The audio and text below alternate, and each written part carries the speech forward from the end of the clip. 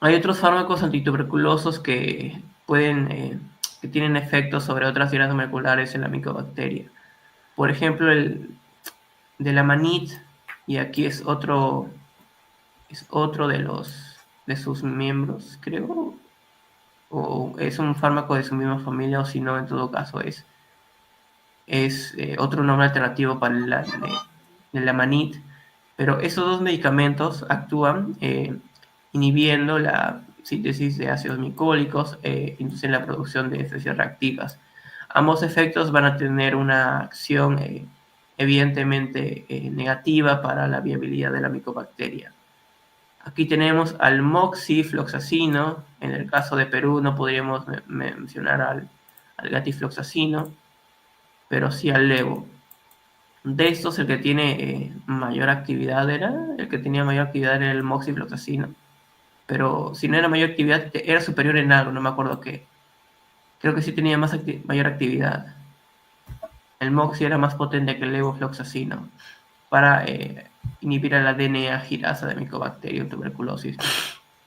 La cicloserina, lo que va a hacer es inhibir la conversión la formación de D-alanina. Como inhibe la formación de D-alanina, la interconversión entre L y D-alanina,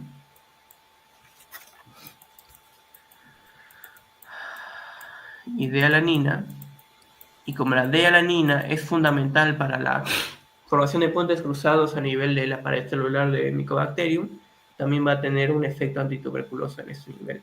Inhibe la formación del peptidolicano. El tambutol, ya hemos mencionado, inhibe la síntesis de la pared celular a través de la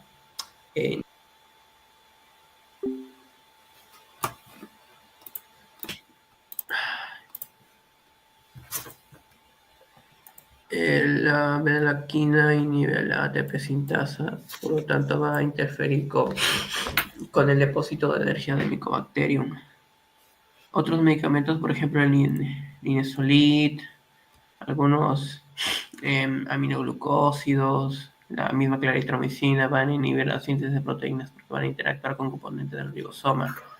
Hay otro antituberculoso denominado el ácido paramino salicílico, el cual va a disminuir la captación de hierro, y también va a interferir con la síntesis de ácido fólico. Tiene efectos a nivel de la síntesis de esos dos metabolitos. Eso es básicamente lo que y la misma rifampicina, rifabutina. Los fármacos de segunda elección, los fármacos de segunda elección se aplican en caso de que haya resistencia a alguno de los fármacos de primera elección. Aquí he encerrado algunos de los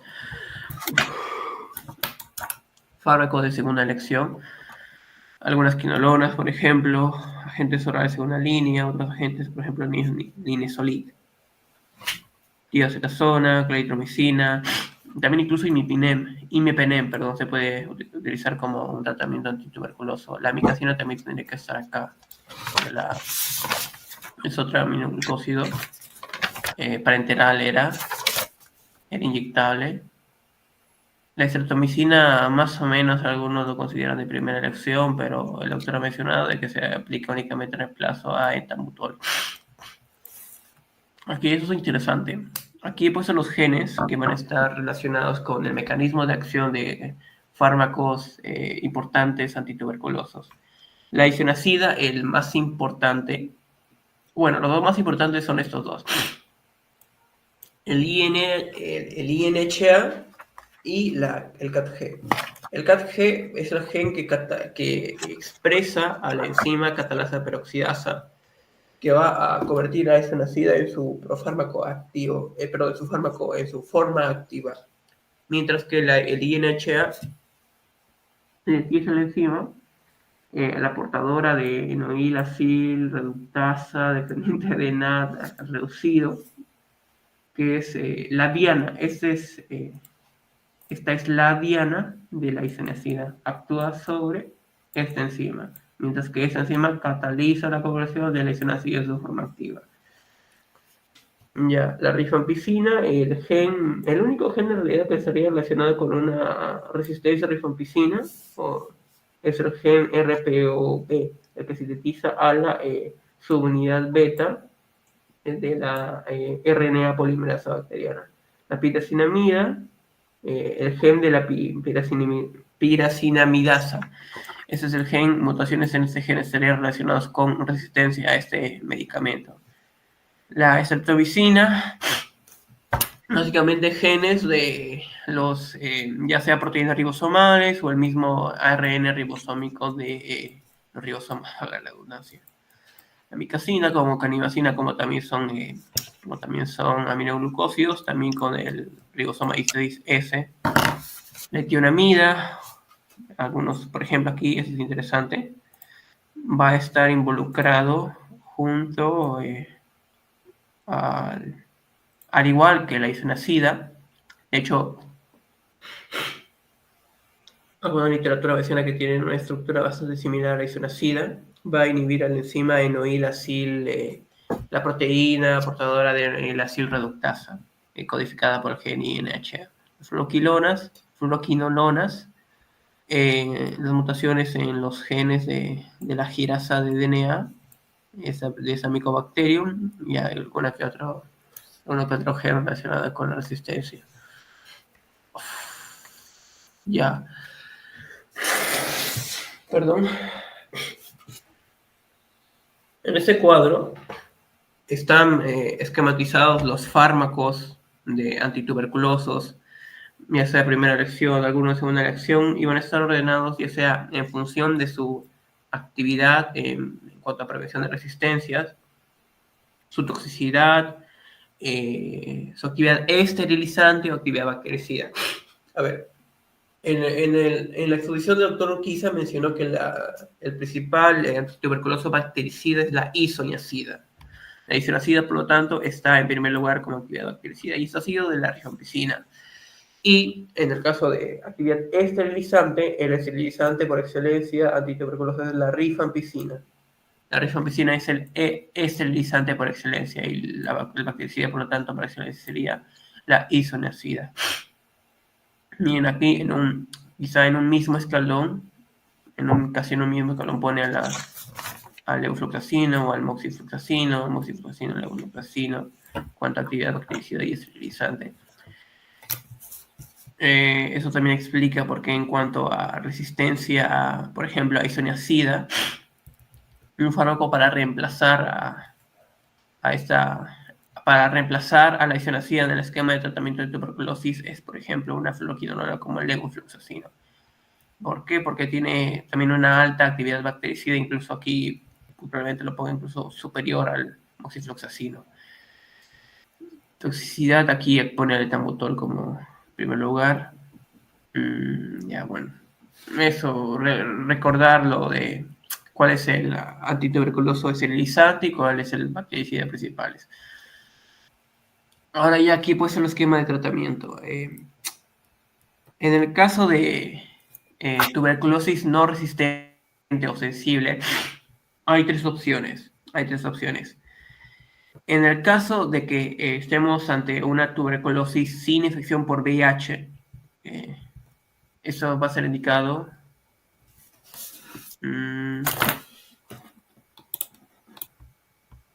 Ya, una vez que esto se ha corregido, las indicaciones para el esquema de tratamiento de tuberculosis sin VIH son tuberculosis pulmonar,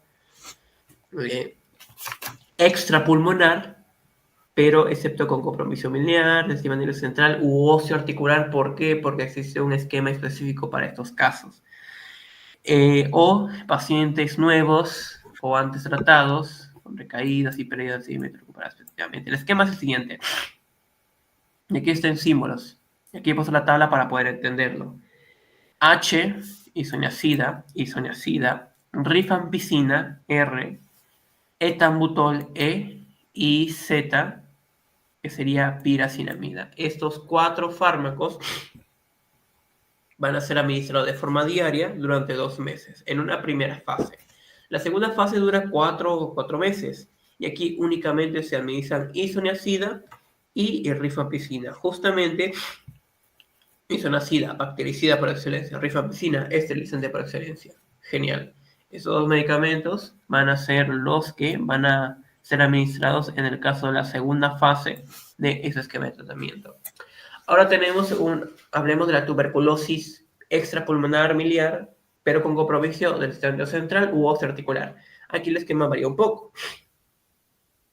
Si bien la primera fase es la misma, la segunda fase, en cuanto a cualidad, es decir, qué fármacos se van a administrar, también es la misma. Lo que va a variar es el tiempo, ¿ya? El tiempo ya no va a ser de 4 meses, ahora va a ser de 10 meses. Es decir, en el caso de una tuberculosis que no tenga compromiso en el sistema nervioso central u articular, o sea, que no sea extrapulmonar, pero que sea extrapulmonar, pero excepto en esas estructuras, el tiempo va a ser de 6 meses. Pero en el caso de que afecte el sistema nervioso central o a articular, va a ser de 12 meses. Aquí el tiempo se duplica, porque se le agregan 6 meses a la segunda fase. Y aquí un dato interesante que mencionaba la norma técnica del 2023, esto es en caso de meningitis, pericarditis, también se le debe añadir corticoterapia sistémica de prednisona de 2 a 4 semanas. Y una disminución evidentemente para evitar inhibir el eje hipotálamo, hipófisis, corteza suprarrenal. Es muy interesante. En caso de meningitis, pericarditis, también corticoterapia con prednisona. Ahora, en el caso de que se tenga VIH, el tratamiento el tratamiento general sería prácticamente el mismo, pero recordemos que deberíamos reemplazar aquí la rifampicina, porque la rifampicina tiene una gran interacción con algunos fármacos de tratamiento contra VIH. Aquí también ya lo había mencionado, bloqueantes o inhibidores de la proteasa. El fármaco de elección para reemplazar a la rifampicina sería aquí la rifabutina. Aquí en este caso sería la rifabutina para poder reemplazar a la rifampicina en el caso de VIH. Rifabutina.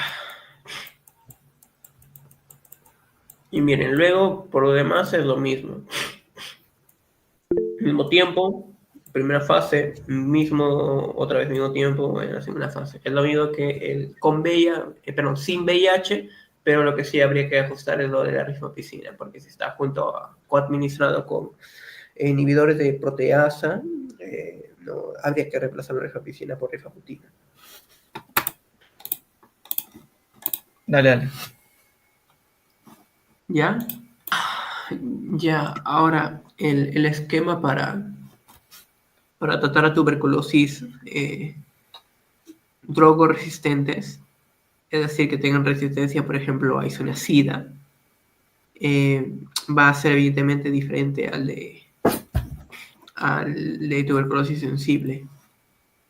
Aquí he puesto algunos factores de riesgo a que un paciente desarrolle resistencia en tuberculosis, pero voy a leerlo. Lo que quiero hablar es los grupos de medicamentos para el caso de tuberculosis drogoresistente, pero únicamente resistente a una droga.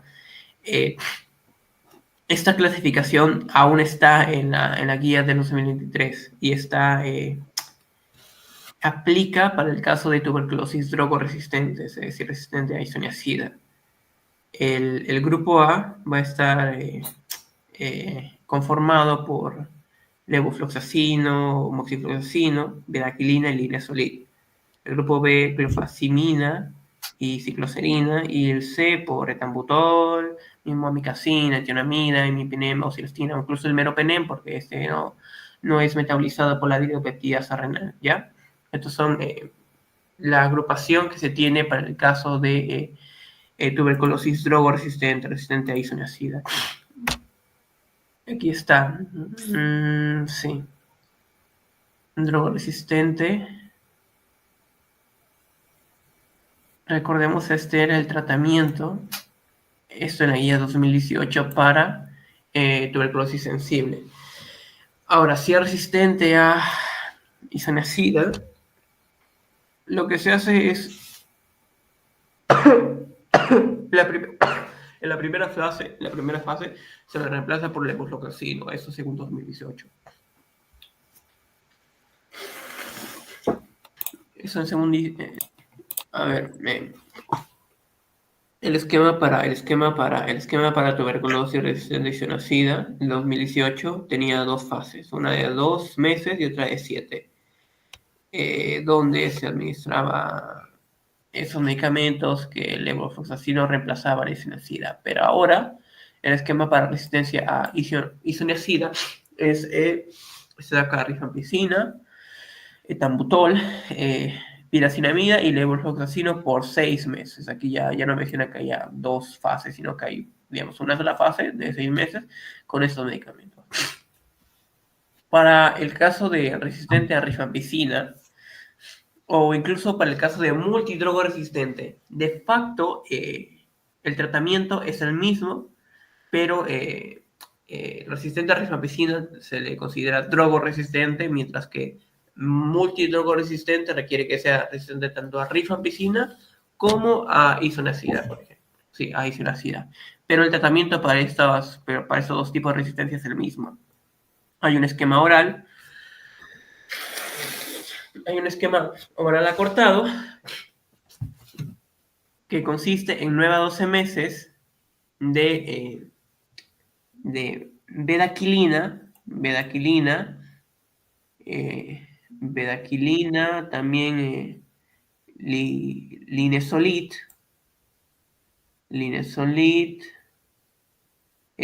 clofazimina y levofloxacino. 9 a 12 meses para esquema oral acortado. ¿Cuándo se aplica? Aquí lo he puesto. Nuevos con o sin VIH, sin exposición previa a tratamiento con medicamento de segunda línea, incluido bedaquilina, sin resistencia a fluoroquinolonas inyectables en una línea. En este caso se aplica el esquema oral acortado. También hay un esquema oral prolongado, que se iba a constar de dos fases, una de 6 con levofloxacino, moxifloxacino, bedaquilina, linesolit, clofazimina y cicloserina y piracinamida. Y una seguida de 12 meses, levofloxacino y así. ¿Esto cuando se aplica? Cuando no hay resistencia a fluoroquinolonas confirmada, que puede o no tener resistencia a ICL, no me acuerdo cuál es ese medicamento, perdón, que son antes tratados, incluyendo recaídas, pérdidas en el seguimiento recuperado, con compromiso pulmonar bilateral, eso es interesante, compromiso pulmonar bilateral extenso, extrapulmonar con comorbilidades. Aquí se le aplica el esquema oral, pero ya prolongado. Y ya también tenemos aquí el clásico esquema inyectable que tiene amicacina, la amicacina por inyección intramuscular. Sí, creo que era un equivalente a estos medicamentos, a estos otros esquemas también. Eso básicamente. Y luego tenemos el esquema para otras dos categorías de resistencia de tuberculosis. El pre-drogo resistente, pero el pre-extensamente resistente y el extensamente resistente. ¿Cuál es la diferencia? El XDR es también multidrogo resistente y además también tiene resistencia a una fluoroquinolona. Y el extensamente resistente ya como tal tiene la resistencia a cualquier fluoroquinolona y también al menos a un medicamento adicional al grupo A, ya sea bedaquilina o linesolid. Cualquiera de esos dos para ser considerado XDR. Ahora, ¿cuál es el esquema de tratamiento? Este ya debe ser más personalizado, digamos.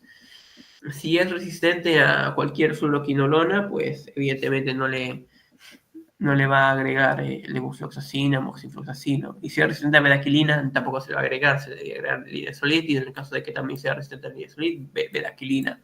Luego se debe complementar con alguno de estos medicamentos del grupo B y grupo C, y de esta manera se va a elaborar un esquema más personalizado. Los esquemas para pre-XDR y XDR son más personalizados, y aquí hay que tener consideración contra qué tipo de medicamento específico el paciente resistente. También aquí la guía menciona el caso de tuberculosis poliresistente. En el caso de persona con tuberculosis resistencia detectada a más de un medicamento de tuberculosis sin cumplir el criterio de tuberculosis multiresistente. Ya, aquí quería explicar un poco más sobre el mecanismo de acción de los otros antituberculosos de segunda línea, como por ejemplo el Nisolid, bedaquilina. Eso recordemos del grupo A, tanto para el esquema de XDR, pre-XDR y también para el esquema MDR. ¿Cuál es su mecanismo? Aquí va a inhibir básicamente a la síntesis de proteínas, el inesolid, mientras que la bedaquilina inhibe la formación de ATP por acción de la ATP sintasa. Eso ya también lo he mencionado. Aquí ya no lo voy a mencionar, ya mejor que ya no doy más. Y aquí sí, algunas RAMs de esos medicamentos, cicloserina, tiene cierta neurotoxicidad la cicloserina. De hecho, también la cicloserina también se menciona que se le debe administrar piridoxina. Junto con también otro medicamento, el Inesolid, también se le debería administrar B6. B6 para poder contrarrestar algunos de esos efectos adversos. También hay unos medicamentos que tienen como RAMs la programación del intervalo QT, como por ejemplo fluoroquinolonas, bedaquilina,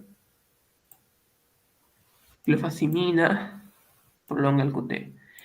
Hay que tener cuidado cuando se administran sus pacientes cuando se administran sus medicamentos en pacientes con tuberculosis y que asimismo tengan algunas anomalías cardíacas que sean propensos a arritmias ventriculares. Hay que tener mucho cuidado con eso porque podría desencadenar en una fibrilación ventricular o también en una torsada de puentes y ahí matas a tu paciente. Así que con esos medicamentos, en caso de afecciones cardíacas, sí hay que tener cuidado.